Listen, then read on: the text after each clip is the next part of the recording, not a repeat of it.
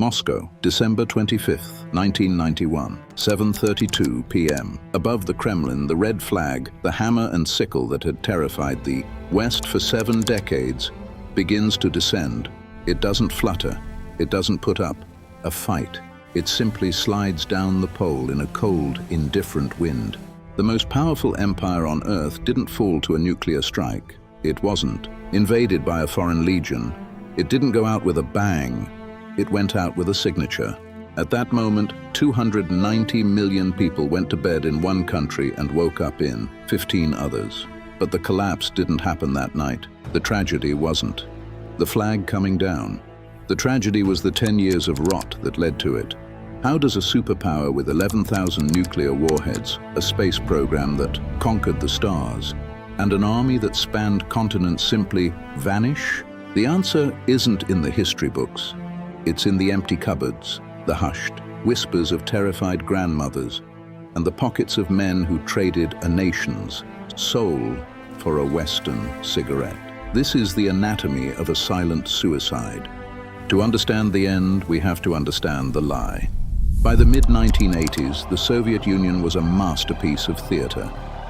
On Red Square, the tanks rolled with precision. The missiles looked terrifying. The propaganda, posters depicted a utopia of smiling workers and golden wheat fields. But move just 1 mile away from the parade, and the mask slipped. The Soviet economy wasn't an economy, it was a ghost. For decades, the Kremlin had obsessed over the plan. They didn't care about what people needed. They cared about what the numbers looked like on paper. If the plan said the factory needed to produce 5 tons of nails, the factory produced 5 tons of nails. But because they were measured by weight, the factory simply made a few massive, useless 10-pound nails. If the plan switched to counting the number of nails, they made millions of tiny pins that would bend if you touched them. The system was blind, it was deaf, and it was hungry.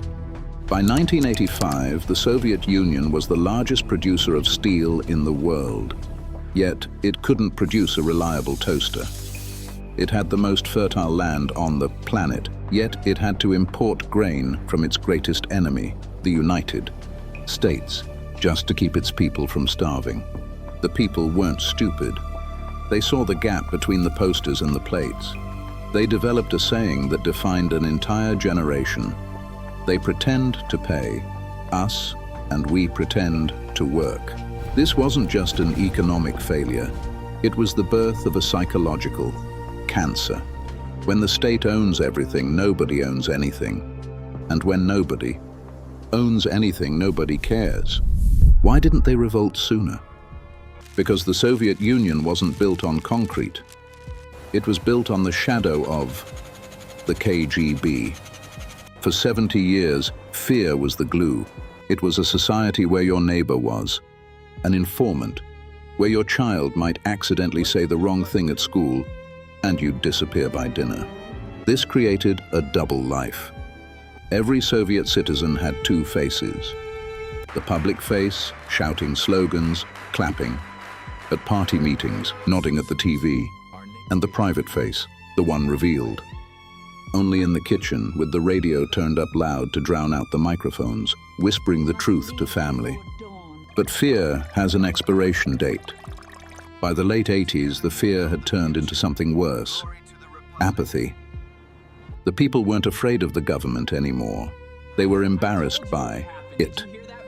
They watched their leaders, a succession of geriatric, dying men, stumble through speeches. Brezhnev, Andropov, Chernenko, 3 funerals in 3 years. The empire was being led by ghosts. When Mikhail Gorbachev took power in 1985, he was young. He was energetic. He'd wanted to save the system by loosening the screws. He called it Glasnost, openness. He thought that if he let the people speak, they would help him fix the machine. He was wrong. When you've spent 70 years holding a lid on a boiling pot and you decide to lift it just a little bit to let out the steam, the whole thing explodes in your face.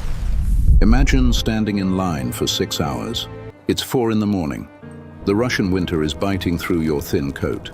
You aren't in line for a new iPhone or concert tickets. You're in line for a piece of butter, or a roll of toilet paper, or a pair of shoes that won't even fit you. This was the daily reality for the desperate souls of the USSR. The shops were cathedrals of nothingness, row after row of empty glass shelves guarded by bored sales clerks who treated customers like an inconvenience. If a truck arrived with goods, any goods, a line would form instantly. People didn't even ask what was for sale, they just joined the queue. If it was boots, they'd buy 3 pairs and trade them later for sausages. This created a secondary shadow nation, the black market.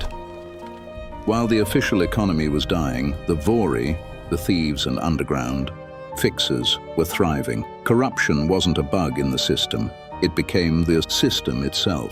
If you wanted a doctor to see your sick child, you paid a bribe. If you wanted a car before the 10-year waiting list was up, you knew a guy. The party elites, the nomenclatura, lived in a different universe. They had special stores filled with French cognac and Swiss chocolate.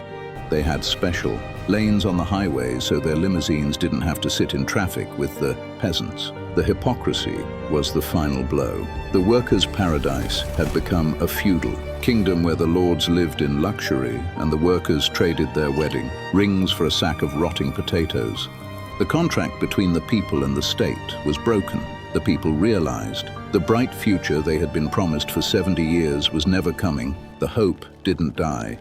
It was murdered by the line for bread. Every empire has its Chernobyl. For the USSR, it was literally Chernobyl. In 1986, when Reactor 4 melted down, it didn't just leak radiation, it leaked the truth. The government lied for days.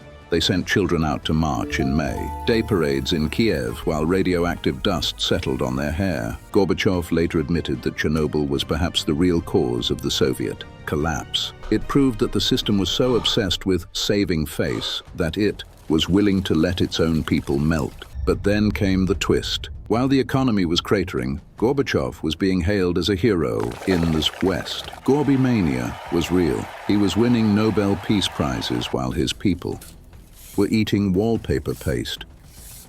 In 1989, the satellite states, Poland, Hungary, East Germany, started to break away. The Berlin Wall fell. In the past, the Soviet Union would have sent in the tanks to crush them. They did it in '56. They did it in '68. But this time, the Kremlin stayed silent. The army was broke. The soldiers were hungry. The will to kill for a dying. Ideology had evaporated. Inside the Soviet borders, the republics saw the weakness. Lithuania, Latvia, Estonia. They didn't want to be part of the great experiment anymore. They wanted out. The giant was bleeding out from 1,000 small cuts. The final act was a farce. August 1991. A group of hardline communist officials, desperate to save the Union, tried to stage a coup. They put Gorbachev under house arrest at his summer villa. They sent tanks into the streets of Moscow. They expected the people to cower. Instead, the people stood in front of the tanks. They had nothing left to lose. Their bank accounts were worthless. Their cupboards were empty. Their pride was gone. Boris Yeltsin, the populist rival to Gorbachev, climbed onto a tank and shouted for a general strike.